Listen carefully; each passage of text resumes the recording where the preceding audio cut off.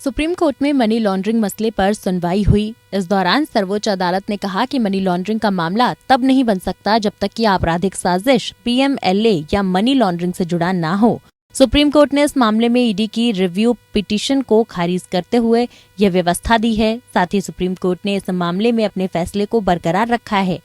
Court ने एक अहम फैसले में कहा था कि ईडी तब आपराधिक साजिश यानी आईपीसी की धारा 120 का इस्तेमाल कर पीएमएलए या मनी लॉन्ड्रिंग का केस नहीं बना सकती है जब तक कि साजिश मनी लॉन्ड्रिंग से लिंक ना हो।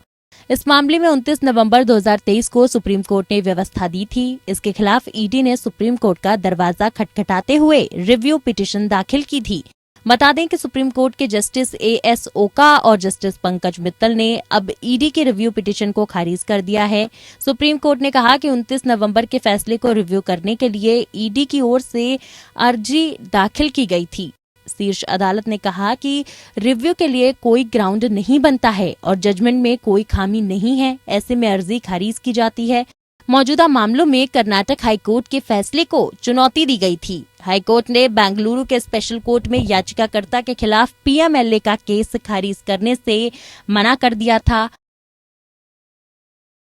तब मामला सुप्रीम कोर्ट के सामने आया था। सुप्रीम कोर्ट ने कहा कि मौजूदा मामले में आरोपी के खिलाफ जो धाराएं लगाई गई थीं वो आईपीसी की धाराएं थीं और वो मनी लॉन्ड्रिंग के तहत होने वाले लगातार अपराध की श्रेणी में नहीं थे। ऐसे में ईडी आईपीसी की धारा 120 का इस्तेमाल कर पीएमएलए का केस नहीं चला सकती है।